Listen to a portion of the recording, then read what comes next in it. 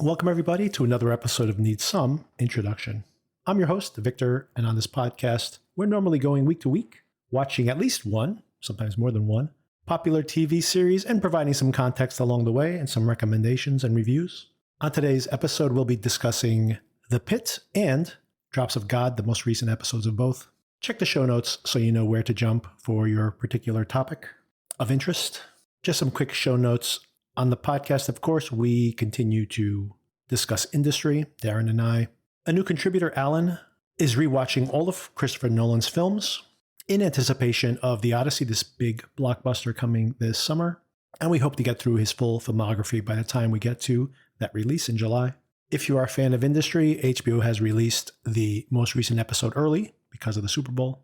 And Darren and I will be discussing it in our Monday episode. We got a new review on Apple Podcasts this week from Marshy. Thank you so much.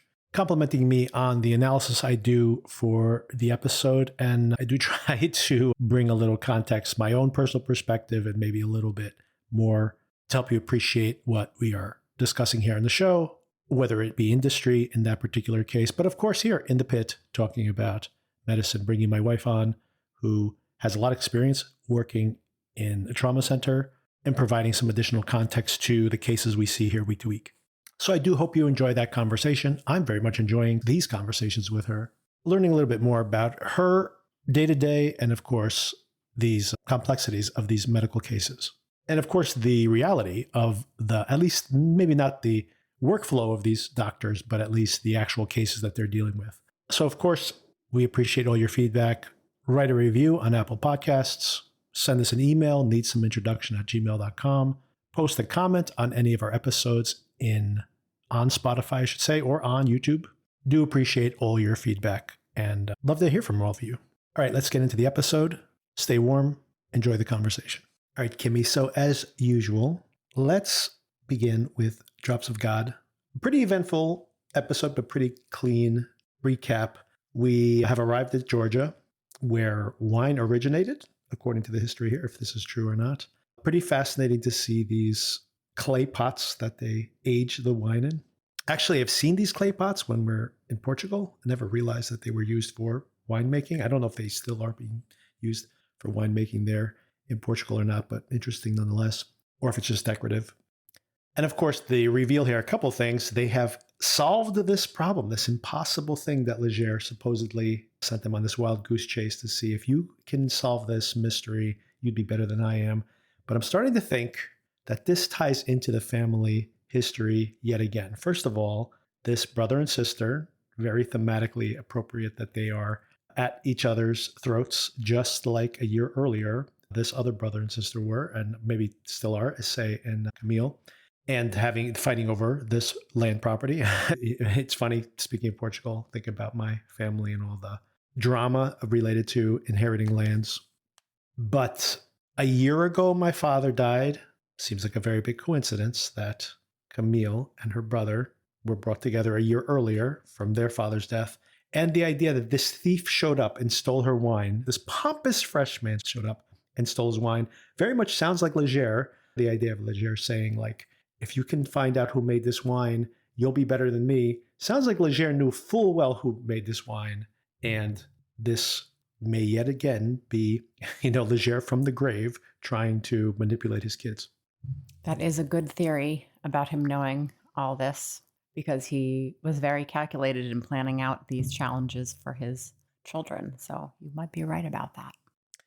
And the biggest mystery of the week, of course, I already mentioned this to you, but who is dressing Camille? She has $100 million and she walks around like a seventh grader on meeting at the family farm. By the way, literally looks like somebody who packed incorrectly to wander around a farm. This woman works on a farm. I know she loves wearing t-shirts. And this episode, we have some high-waisted jean shorts that were baggy on the bottom. It was a really good look. However, when she went to the fancy restaurant, she did her hair and her makeup. She wore earrings. She put on a lace dress. So she can dress. She just chooses not to during the day.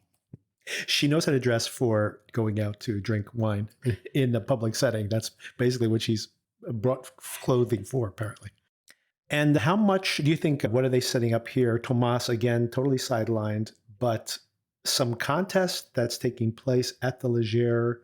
I guess it's not related to the Leger legacy because this is something that his dad does. So I guess this is something that they have there at the winery every year. But long story short is this frustration that he must be feeling with her doing whatever she's doing. What does he say? That she has now solved the mystery, but now she's on a mission?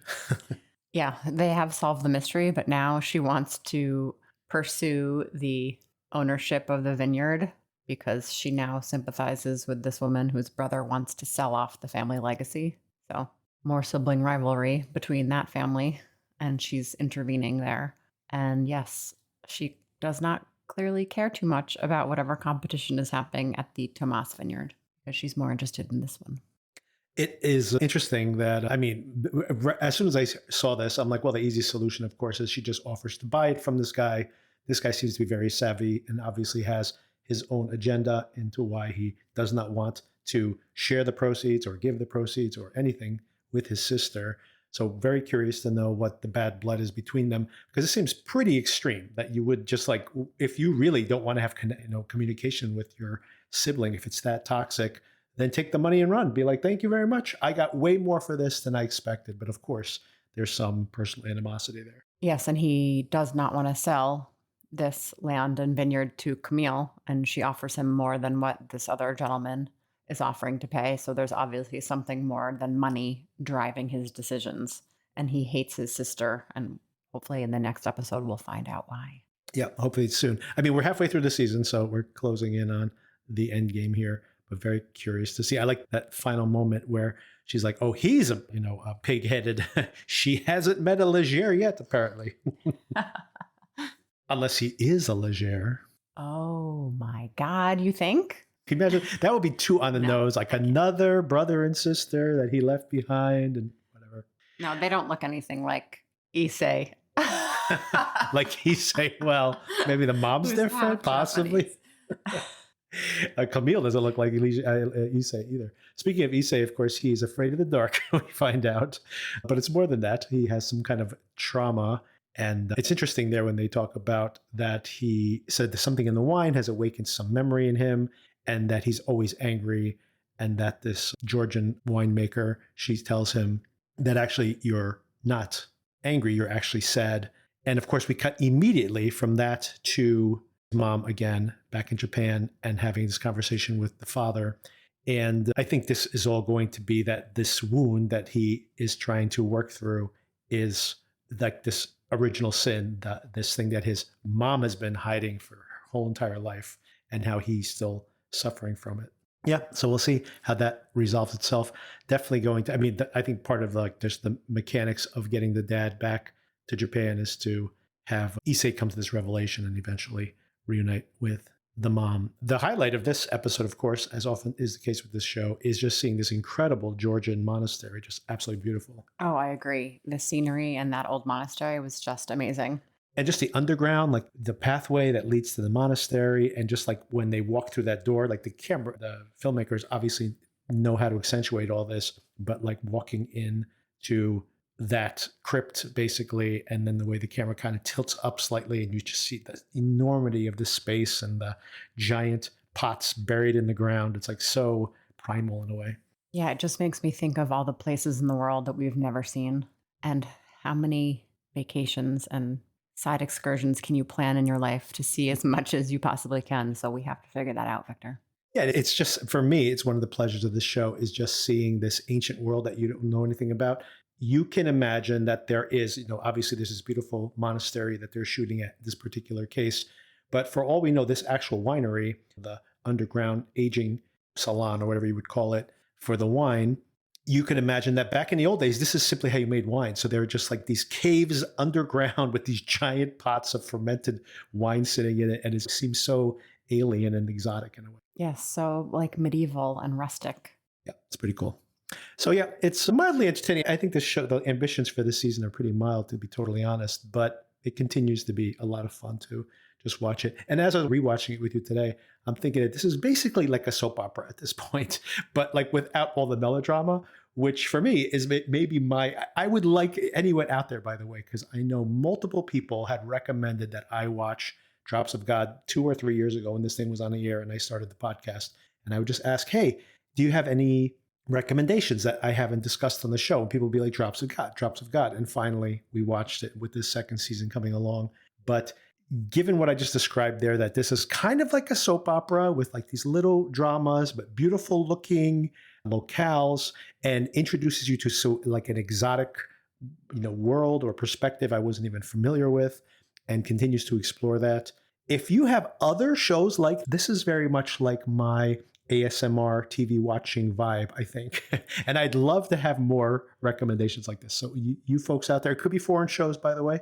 If it's stuff that's British show or European show, let me know and reach out to me. needssomeintroduction@gmail.com. I'd love to hear other similar suggestions, and I'll shout them out on the show.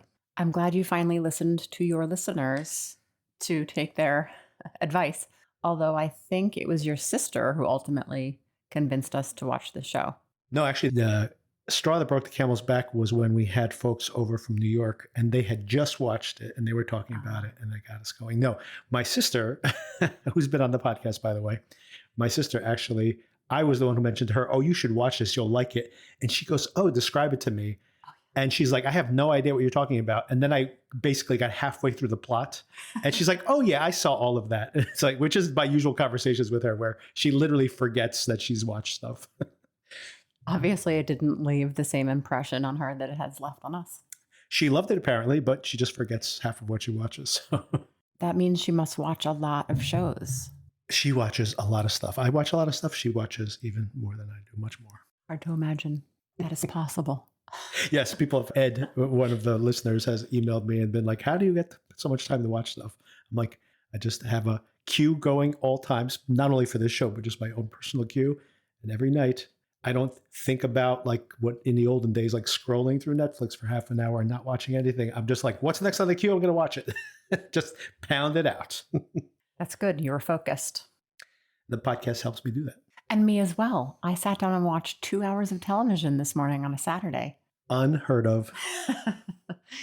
Speaking of why you don't have that time, is because you're so busy and you had like an 11-hour case yesterday. So that segues perfectly into our conversation about the Pitt. We are now in hour 5. This is a third of the way through this 15-episode season. Usually, I was going to say usually, there's only one other example of it. But this is where last season things started to ramp up as far as some layering to the cases. And of course, there were some really heartbreaking child deaths that were really traumatic in the middle of the season. And then like the whole end run, the last 5 episodes, was of course that chaotic day of cases and then like the aftermath of that. So if we assume a similar template, I expect we're going to have some emotional and character driven episodes here in the middle. And then whatever the catastrophe that is going to come will come a little bit after that. How do you feel 1/3 of the way through the season? I'm still interested in the show. I do like trying to predict what's wrong with these patients. And I'm interested in the character still. So I like it. This is maybe the first question I had for you. Here's an episode of the show where we are literally going from practically slapstick comedy and character comedy to tragic, this death doula, for example, this person who's on death's door. So the most dire of outcomes and then slapstick comedy butting up against each other. Is this kind of what it's like to be in the ER? It is actually, because you'll have a day where you can joke around and nothing life-threatening is happening. And then you'll have a day where you have a 10-hour case that is excruciating and there's no laughing involved in that. But yes, I think daily life in medicine does fluctuate for the most part. Maybe we'll start with the cancer case before we get into some of the more light comedic moments. A few things that this show makes me think about all the time is maybe things that people don't. I mean, I guess people do want to, because this show is massively popular. As the ratings keep coming in, it's just growing from week to week. It's pretty astonishing, by the way, just for anybody who is interested in these things. Last week, the ratings for the 3rd or 4th episode of The Pitt were the highest ratings it had had up until that point. So I think like 6 million people watched it in the first week for the new episode, plus what's already, and the craziest thing about it was in total amount of hours watched, season 1 had almost identical viewing numbers to season 2, which means that there's all these people out there who are catching up on season 1 right now. The show is like so massive when you think about how it already is this huge success with like 30 or 40 million people worldwide having seen it. And now season 1 is like gaining steam. It's like this thing is a huge phenomenon. But anyway, fascinating that maybe people do want to deal with these things. But as I'm watching the show, it does make me think about things that I don't always think about. And let's start with the cancer patient. I just think about how absolutely horrible it is to be in this woman's circumstance, trying to navigate your own death with some kind of dignity, and just the logistical nightmare of it. And of course, terrifying when they mentioned that, oh, I know you'd want to rather spend your last days at home with your kids. And of course, this woman has kids at home. It was just like, again, this is just barely mentioned in the show, but it has like layers of consequences that like were really troubling to me. It is always troubling when you have a young patient with metastatic cancer. She's got lung cancer that's moved to her bones, and she's at the end of her life. And yeah, you see her husband, who is very supportive, and they're just trying to work it out and do the best they can. It is a sad situation. Have you ever seen something like this, like someone who's like a death doula, as they call it here? But I mean, obviously, maybe not that terminology, but have you heard about services and such that assist in these type of things? I actually have not heard of a death doula, but we do put patients on hospice care, and there are home hospice nurses that will take care of patients at home. I will actually have to look into that because that term is new for me. You watched all of Dying for Sex, right? I did. This reminded me slightly of that great later episode of that show where I think this woman actually did have this job where it's someone, a hospice nurse, who was like so enthusiastic about like, oh, it's such an amazing, the transition to death is so incredible. And it sounds like I'm being sarcastic there. I actually found it so encouraging. Like the way she perceived end of death, and I guess you have to if you have that job, was like made it like somewhat strangely comforting. Yes, the woman on Dying for Sex was the most enthusiastic hospice person I could imagine. I do know some of the hospice folks at my hospital and very good at explaining how to get through this situation, but they're never quite that happy. Yes. But yeah, I did love that actress. And also she had this job in real life. I forget exactly the biography of that woman who did that performance, but I thought it was so memorable and so unexpected, of course. So Langdon's crack up or something that is happening here in the purpose over the course of this episode is starting to come more to the fore, and really circling another case here on the show, his interactions with Langdon. He still has not just had a conversation with Langdon. He's still so disappointed.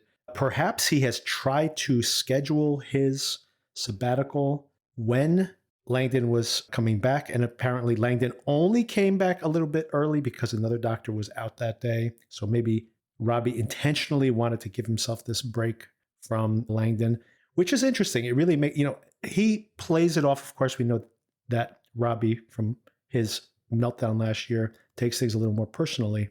But this thing with Langdon really has affected their friendship, but also has just affected his, he can't get over it, is basically what it comes down to. And it all gets contained in this case where Langdon had seen this woman who had an infection in her foot, and it spread significantly, a waitress apparently. And Langdon, I should say Robbie, not only does he get annoyed with the lack of assistance he's getting on this case as this is getting worse and worse, but of course blames Langdon for having missed something.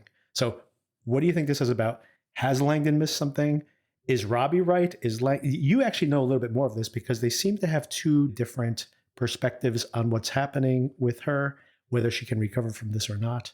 But also that like when you were calling out, like you could do this or you could do that, it seems like the treatment wouldn't have been that different. So how do you read all this?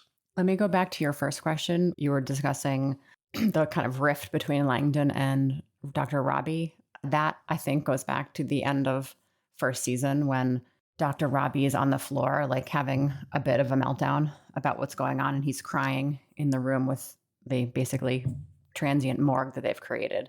And Langdon calls out Robbie's meltdown. So I think he's internalized that, and he's still harboring some bad feelings about Langdon's reaction to him having a moment. And this whole like imploding of stress is what's leading to a sabbatical. So I think that's part of it. He got called out by Langdon. Second question about this whole case with the leg infection. I guessed at the end of the previous episode that this would become necrotizing fasciitis, which is in fact the case. And the leg doesn't look bad. And that is the thing with neck fash, is that you'll see some minor skin changes and then the patient can get very sick very quickly.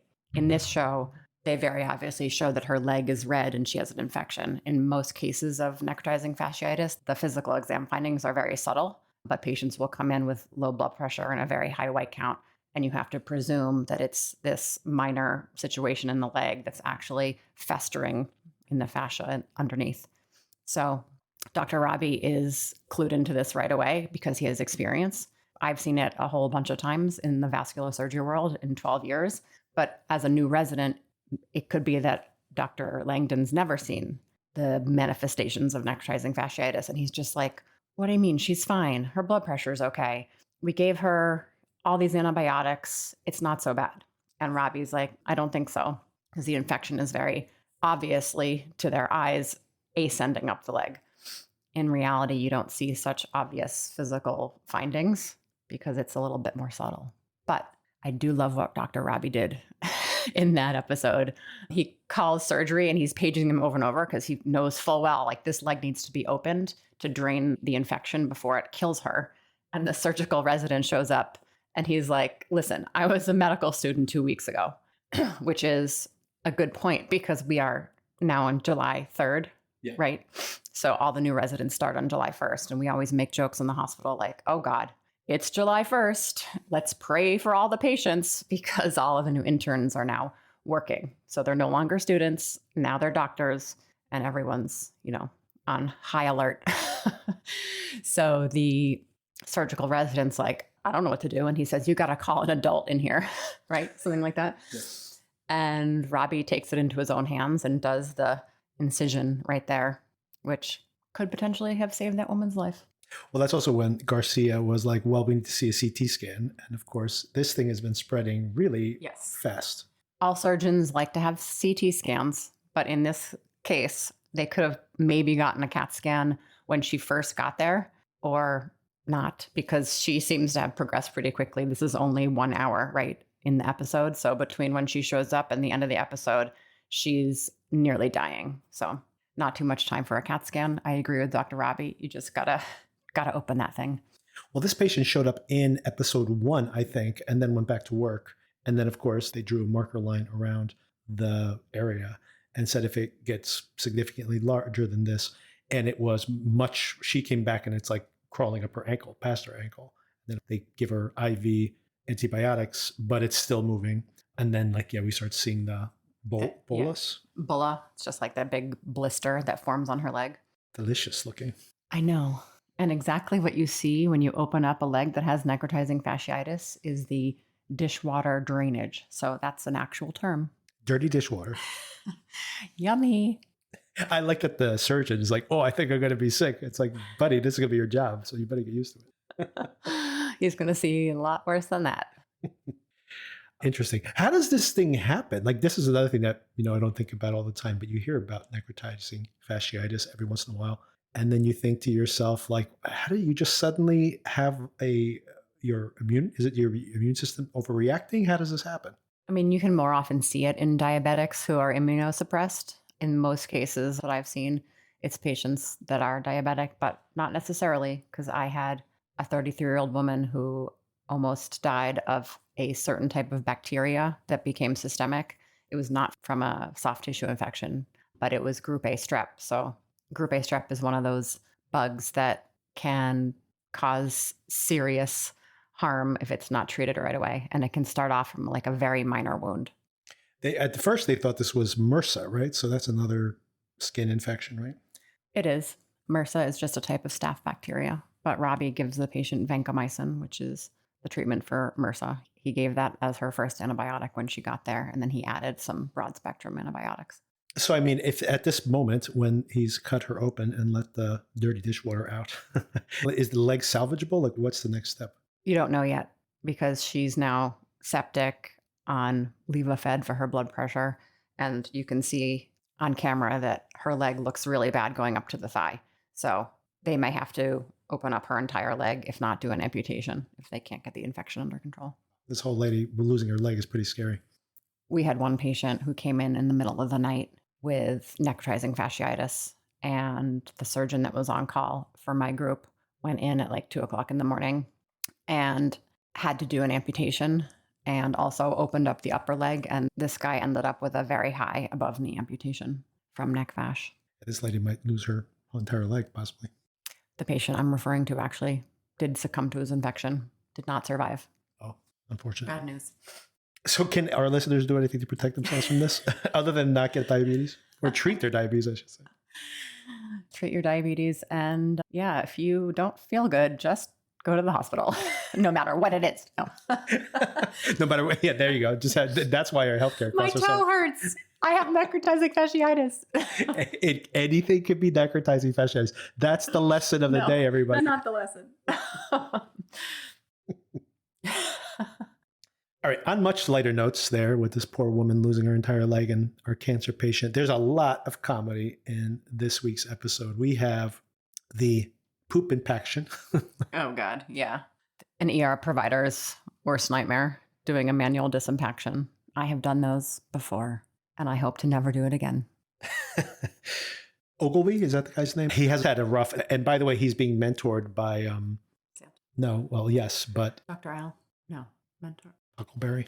Oh, Huckleberry. We can't think of this guy's name. That he was the one who was getting like all these fluids put on him last season. And now this season, maybe Ogilvy's the transition point here that one transitions to the other. But he's had a rough week. First of all, after being a straight A student so far this season, last week, to mess up that case by pulling that glass out and that guy almost dying from bleeding out and everybody, reprimanding him for that. And now this week, he may have been exposed to TB and then has this poop impaction, which of course blows up, luckily not in his face, but I like how he gets warned to you might want to back away, but unfortunate, of course. Yeah, I feel bad for him, but that's the reality of ER medicine. You can't get it right or have an easy day every single time. Is it true that 70% of residents are exposed to TB? Is that a true statistic? That seems high to me, but maybe it's true. She's talking about kind of inner city urban hospitals. That's possible. That's true. They're mentioning it directly to inner city hospitals. Another comedic point here, of course, intersecting with all this is the constant interruption as she's trying to do her notes. Santos, as she's trying to do her notes. She's like, just fail me now. That is reality. That is my usual day where I cannot get through one thought without an interruption. So I feel her pain. It sounds like her notes are perhaps a little too detailed. She just needs to get to the point or use the AI app. That's right. AI, here to save the day. It's interesting. And let's talk about that just for a minute. I find it interesting, this argument that's happening in medicine where Dr. Al is saying, look, use the AI, let it do most of your work, your note-taking. That will allow you to have more time to go home and spend time with your kids. And Santos is like, that's true. I always spend a couple extra hours doing my notes, which I know when you worked in trauma, that was the case for sure, and probably in your current work as well. But then you have Robbie having that old school mentality of saying, well, you know what they're going to do? The AI will do more of your work. So that means you get more overloaded. You get to do more work for less pay, and they'll even cut the staff. I think that is something that's interesting, that is not only in medicine, but in all, even in tech work right now, that is the conversation that's happening. I can see that more in tech work with like replacing the lower level coders with AI. But in medicine, we're just talking about being more efficient with your notes. So I don't necessarily think it's going to add to your workload necessarily. Well, I think that point that's being made beyond the notes, which is obviously they're only talking about notes here, but I think Robbie's more paranoid take on that is that they'll use it for diagnosis. They'll use it for, routing patients. You'll say, well, that's good because the patient will be seen more quickly and like the nurses won't be so overloaded and have this personal like freak out when they're trying to manage the chairs or whatever they say here in this episode. And I think that they're like, oh, let's think streamlined. But then Robbie's like, yeah, so I'm already seeing 10 patients. Then I'm going to have to see 15 patients. And are they going to pay me 50% more? Probably not. They're probably going to pay me the same amount and then make me do even more work. And then the question becomes, yes, the taking notes is a pain in the ass, but that gives you some buffer at least in your day, as opposed to just imagine just like, like you see patients now and you have to spend like 10 minutes with many more patients than doctors had to see in the past. Yeah, I mean, that is a good point. He's probably not referring to just the notes, but I can see, if the AI is coming up with your differential diagnosis, reading your radiology studies for you, perhaps it could turn into a bigger can of worms in terms of the workload. Yeah, I think we don't know. That's the interesting thing about it.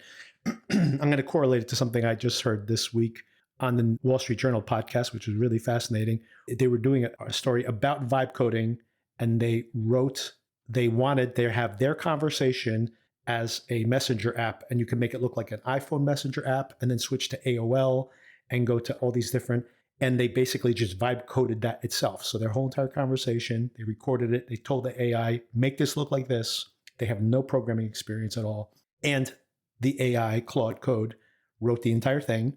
And then they sent it to their web developer guy. And they had him on the podcast. They said, how does it look? How did it turn out? And they said, well, there's some bugs in it, and some of the syntax was old, and I wouldn't have done this way. And your style sheet clashes with the Wall Street Journal style sheet. So basically went down a litany of things he had to clean up to be able to publish it. And they go, so did pretty bad, huh? And he goes, no, this is about 85% correct. And it took minutes to generate. And they said, isn't this terrifying to you as a technologist? And he had this perspective. I'm going to circle this back to this conversation. His perspective was like, no, I don't feel that way at all. Even if it gets better, it can only get to this level. There still needs to be human interaction here with this. And he says, I actually think, and this is an interesting perspective to think about it. He goes, I actually think it's going to create more work for people like me. And they go, why? And it's like, because I would be able to do this type of work, higher level work, on 10 projects at the same time instead of one. And he goes, and around the country, there are so many small companies that they're like, I don't have a tech team. I can't afford a tech team. And all of a sudden it's just like, no, you need one tech guy and like, Claude Code, and whatever you guys want, that one technologist will be able to do that work. So theoretically, not like in one organization, you might slim down, but now those type of positions will exist all over the place. And maybe that is the future for medicine as well. Like, my family lives in Portugal, and a lot of the medicine, the way they treat it there is you go to a clinician first. And you can imagine that these like small little hospitals and clinics will be able to do much more medicine than in the past. So potentially it might be more, it's not the idea we have now where everybody has to drive 25 miles to this mega hospital and all the services are in that one building. Maybe there'll be fewer people working in that one building, but maybe there'll be medical professionals all over the country, which actually is probably what we need. Yeah, to get more patients' primary care, to increase the kind of net that you're servicing. Yeah, we need them more low stakes medicine so that you don't have to always have an amputation, basically. Less surgeries. Exactly. There is a deficit in primary care in this country for sure. Okay, a couple of things I wanted to mention is this dynamic we've seen. First of all, this bad mentor dynamic that, of course, Langdon and Robbie, probably his favorite at the time, Whitaker, I just remember the guy's name. So Whitaker's kind of become his new Langdon, and we see how Whitaker's trying to fit the Langdon role. He's maturing into the role. I really like this performance, by the way. There's a lot of subtlety and how he still has some of that aw shucks farm boy sort of reaction. Exactly, from the first, but he's stepping into that role. Of course, he's not the jaded Langdon character yet, as he was presented in season 1, but he's transitioning to that. And then, of course, taking Ogilvy under his wing in a different way.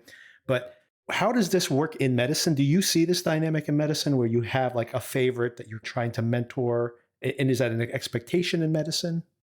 When it comes to like training residents as an experienced PA, or from the perspective of the surgeons I work with, you can kind of tell who is easy to work with and who is learning from what you teach them. So you want to keep working with them. So there's some residents that show a lot of potential and kind of get a little more, experience or freedom in the operating room because of the skills that they have proven. So, yeah. Do you have your favorites? No comment. Oh, another thing, again, things you don't think about until they're presented on a show like this, is the prisoner who's come in, who is severely beat up, and the whole idea that he has to be cuffed constantly. What do you think they're setting up for this patient? What did you is that a condition, by the way, when they're trying to stitch up his arm and they're pulling through his skin all the time? I think they were trying to comment that his nutritional status is poor because his albumin level is low and he's on the prison diet. So I'm presuming that maybe his tissue is not quite as healthy because he's malnourished, because they are not able to put regular interrupted sutures in his arm because they keep pulling out of his skin. So I'm going to assume he's just a victim of the prison system and he's just not thriving. Certainly not. He seems very thin when you see him with his shirt off. So they obviously cast him this way. What do you think they're setting up there, by the way? Like, they're constantly making this comment. Do we have to keep him handcuffed? Yeah. I mean, I've seen people who come in from prison who are handcuffed. I'm going to assume that at some point the cuffs come off and something violent happens when they're kind of moving him around, because they've commented on it multiple times and the doctors are like rolling their eyes like, can you please take these cuffs off? He's like, I'm trying to protect you. Trust me.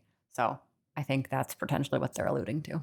I don't like when they're suturing up his arm and his little fingies keep going and the scalpels are very nearby. I'm like, this guy's going to go Hannibal Lecter on them in a second. I hope not. They're helping him.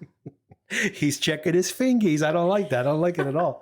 It is pretty funny, though. Like, I like when they're like, we need to flip him like a minute after, not even seconds after the prison guard has said, I can't uncuff him. And they're like, okay, we have to move him on to the other. He's like, hold on. I have to uncuff him. Yeah, he can't move from one stretcher to the next, being stuck to the previous one. Have you ever seen this test where you have a broken mandible? Not really. I mean, they just put a tongue depressor in the mouth and say, bite down. And he's like, ouch. Like, positive test. Like, that seems pretty obvious. He could have an infected tooth. Who knows? Well, they got a CAT scan. Yes. They know. Don't say CAT scan. Robbie will go and be like, I'll show you a broken mandible. Look, take a look at it. Look at the bone. But the OMFS surgeons need a CAT scan so they know how to fix the bone. Okay? CAT scans are useful, except if you're dying and there's no time for a CAT scan. What else is here? There's some other low stake things. More comedy, lots of comedy. I like you pointed this out when we were watching the episode again the second time around. But the poor patient who had the shoulder injury, who got wheeled across to the other hospital, then wheeled all the way back again. Have you seen this happen before? No, I definitely have not. And what did you think about the shit show in the chairs? I didn't even know what that meant. I literally rewound that because I didn't know what that meant. Robbie asked Dana, like, how is everything? And she's like, fine, except for the hot mess in chairs, meaning the guy that's sitting in the chair section, like the non-emergent part of the ER where you're just kind of sitting as opposed to being in a stretcher. That's what the chairs means. But she calls him a hot mess. And that did crack me up because we do, in fact, use that term quite a lot. Often with a swear word in between hot and mess. We'll keep it PG today. What do you think about Joy? A little character development here. She's been just sarcastically commenting on Ogilvy primarily and making fun of the fact that she maybe shouldn't have spent all that money on her medical training.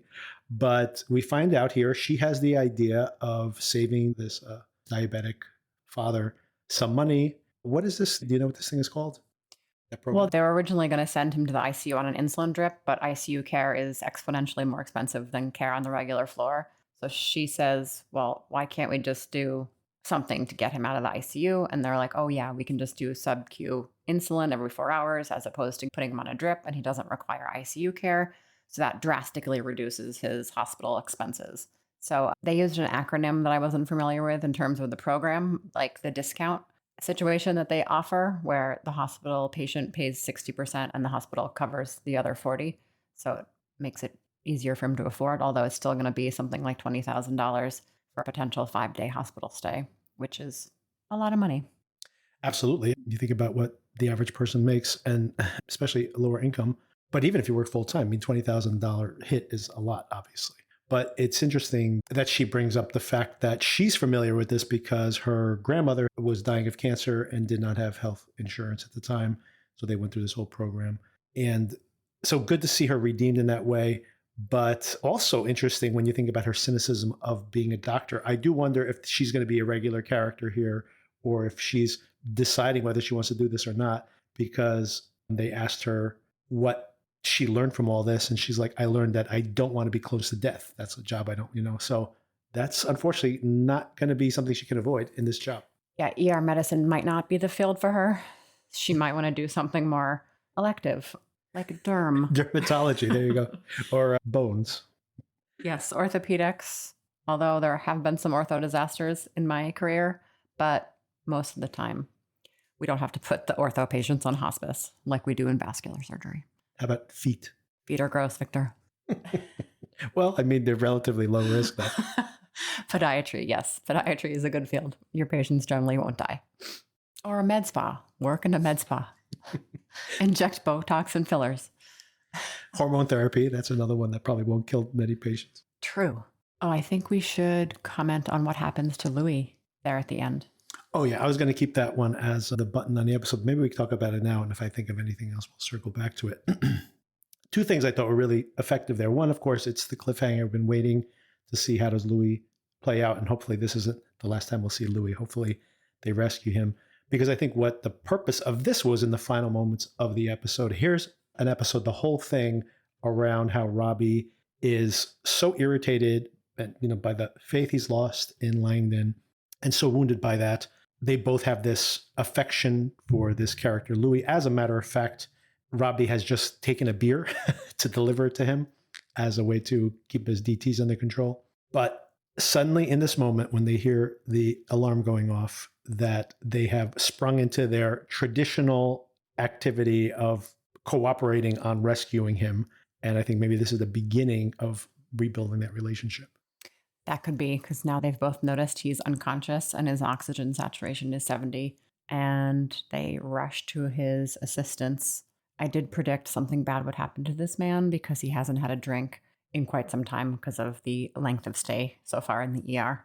And Robbie knows that this could potentially be a problem, so he does borrow a beer from a cooler from a patient whose friend was visiting in hopes of saving him from going into alcohol withdrawal, but it is too late. And the other comment they made, or Langdon made, was they figured that his oxygen monitor was just not on because it wasn't reading properly. Because he's a walkie-talkie guy. He's fine. Oh yeah, his oxygen sat is terrible, but must not be reading. And then they realized that no, he's potentially not breathing. Yeah, and other than that, I think the only case here that I can think of that we didn't discuss, another comedic moment, is these idiot brothers who have branded each other with the penguin logo. Yes, they are in fact idiots. They said it's the family crest and it's the Penguins logo. I do like when he pulls out the camera and he's like, hey, do you want to watch a video of it? Like, and, oh yeah. Absolutely.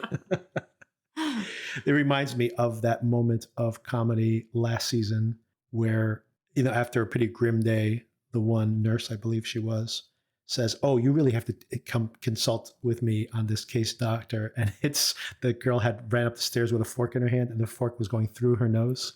And they're snapping pictures of it because they know, of course, obviously for their own personal, to show their friends and family, I'm sure. But they're like, oh, yeah, we need to log that for the case. Can I get a picture also? Yes, we do like to talk about the weird things that we've seen in the ER. I try not to keep too much documentation of these weird things, but you've seen my phone.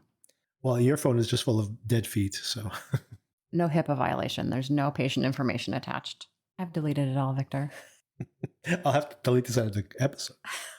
And that's about it. Oh, one thing I wanted to circle back to last week that I totally forgot to bring up, but maybe we could talk about it for a second. Unfortunately, they didn't bring back Dr. Collins as a character in any way. I mean, this actress who I thought was so good last season, maybe she didn't want to come back, or maybe they had too many characters that were returning. Or maybe she was actually pregnant. Maybe she was actually, possibly. But we do find out in that moment when someone asks for her that, she'd moved to Portland to be with her family and adopting a child. And of course, Robbie's in the door hearing all this. So it seems like he's receiving that information for the first time, or do you think it was something that he knew and it's just reminding him of it? It's hard to know. I kind of assumed he was getting that information for the first time. Yeah. So, I mean, that's how I read his face kind of falls a little bit there. So maybe to imagine that at one time they were trying to have a baby together or discussed it at least. And now he's finding this whole thing out secondhand. So pretty sad. But also, I guess they closed the loop on that storyline without bringing her back on, which kind of makes more sense. If she would just walk in like, hey, I'm moving to Portland. Oh, really? Like that kind of scene would be kind of cheesy also. So maybe this is a better way to convey that information. I think so. But I did want to bring it up because it is a pretty important moment and definitely ties into whatever Robbie's situation is where he doesn't have a family. I think it's very important in this episode where Dr. Al says to him, well, whatever lets me go home and spend more time with my kid, that's what I'm focused on. And of course, Robbie doesn't have a family at home, doesn't have a wife, doesn't have any kids. And that's probably weighing on him as well. He's in his 50s, 50-ish. He's 50-ish now. He is 50-ish, but he does have a girlfriend, although he is leaving the girlfriend to go on sabbatical. Not a girlfriend? All right. A hookup? I mean, apparently they've been hooking up for a few weeks, like 7 weeks or something. So it doesn't seem to be very serious. Perhaps not. He's 50-ish, man. Time to start thinking about that. Yeah, Victor, get your act together. You're 50-ish. I'm 50-ish, exactly, for sure. I already have a kid. That's okay. I'm done. And a wife. Don't forget about me. Oh, I forgot.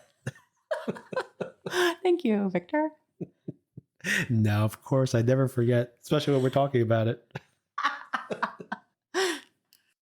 All right. I think that covers it. Do you have any other notes? Do you have anything else that stood out? No, I think we pretty much covered the major details there, Victor. What did you think about Dr. Garcia being really irritated when Robbie cuts that leg open? Of course, it's really shoving it in her face. He's basically making a point there in a really ugly way, but I don't know, like, how much more evidence do you need? I mean, that's pretty cut and dry at that point, no?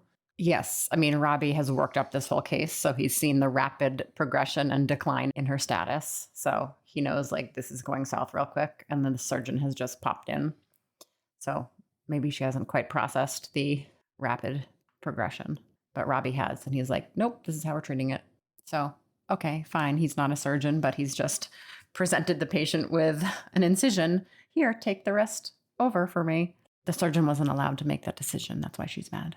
That's true. He made the decision for her. Right. I agree. But I mean, at the same time, it seemed like how much more time are you going to waste on this, waiting for someone to do a CT scan and read the CT scan in like another 20, 30 minutes? Like, what's going on? Yeah, time is of the essence here. It seems to be, clearly. I'm glad you do like talking about necrotizing fasciitis. My favorite topic, apparently. I'm just terrified it's going to happen to me. That's why I'm so fascinated. You're not diabetic, and I'll keep a look at your extremities. If my blood pressure drops suddenly. Oh, and maybe one more thing to bring up is, speaking of characters that they wrote off the show and the characters they chose to bring back, you have Samira here on the show, and I honestly don't understand why they have this woman on the series so far. She's occasionally works on a case in a group with other people. She had that one conversation about her phone ringing constantly in episode 1 because her mom lives in New Jersey now and remarried some guy. And then again, she's doing a case this week and she has the phone on vibrate now. And someone's like, do you need to take that? And she's just like, nope, it's just my mom. But I'm like, why have this character come back from season 1 and do absolutely nothing with her? I assume this thing with her mom is going to pay off somehow. But I mean, right now, it's just like, why is she on the show at all? Yeah, you know the least about her backstory compared to the other characters. So you're right. They haven't really milked that much. And also, when you think about the better written characters, character development on the show at its best, it's all integrated. Like, we know Robbie's psychology through his actions. She doesn't have to sit down and explicate. And literally, they have to have her stop and be like, well, my mom's on this trip now because she remarried and now she calls me all the time. And it's just like, yeah, you need to do that because we know nothing about this person. So she has to sit down and talk to us about what's happening in her life. I mean, we could know nothing about her, which would be fine too, because like the surgeon pops in here and there and perhaps they're not conversing with the ER staff. They just have to get the patient to the OR. So it's okay to not know everyone's inside information. Yeah, it's very funny. I think about her and I think about Garcia, the surgeon who came down she has never sat down and been like, here's my biography. But she like is pissed off at Robbie here. And she, to me, is a way more interesting character. Just popping in, like when an emergency requires her to do a consult or to assist on something.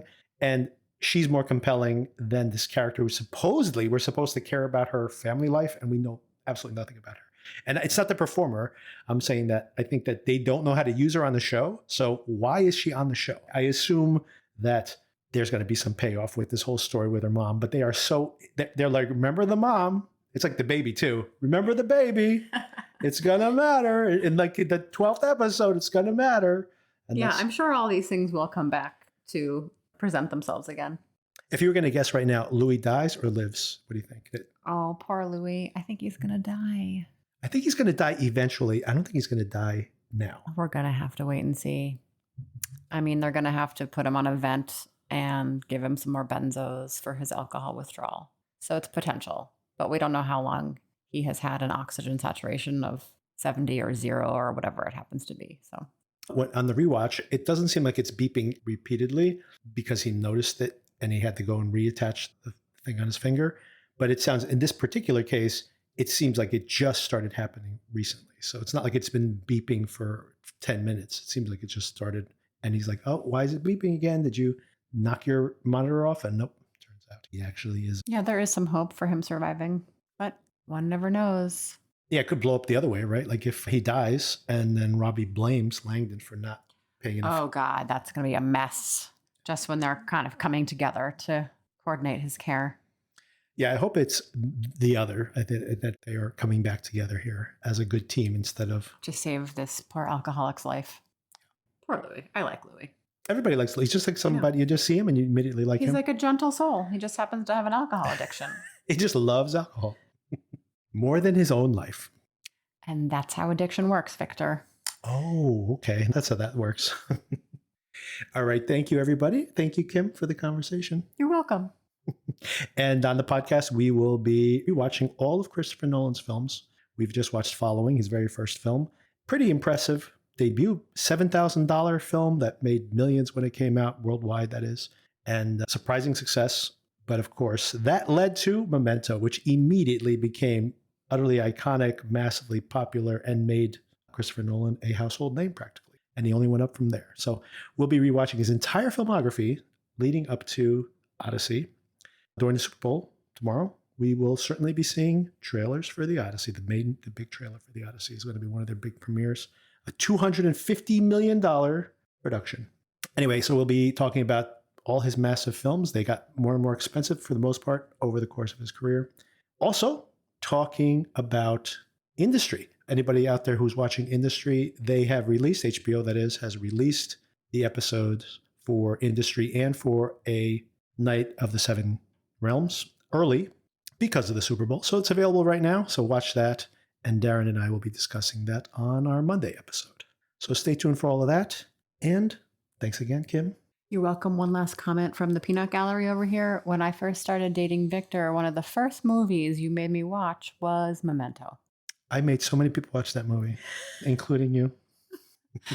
And now maybe I will watch some more Christopher Nolan movies. Maybe you should. Obviously. Well, you've seen the Dark Knight movies. You've seen The Dark Knight and The Dark Knight Returns. You did not like Dark Knight Returns, but you did like The Dark Knight, the Heath Ledger one. Oh, yes, that's right. You have to remind me of what I like and don't like. Inception. You love Inception.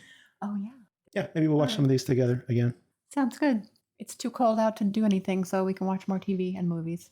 We should watch Insomnia because it's like set in the winter. That's his third movie. Maybe we'll watch that one while the bitter, bitter cold is here. With the wind chill. Today it's -11. Only 11. What a pleasure it is to be here. All right. Thanks, everybody. Stay warm. Enjoy the football game. Enjoy the previews. And we'll talk to you soon.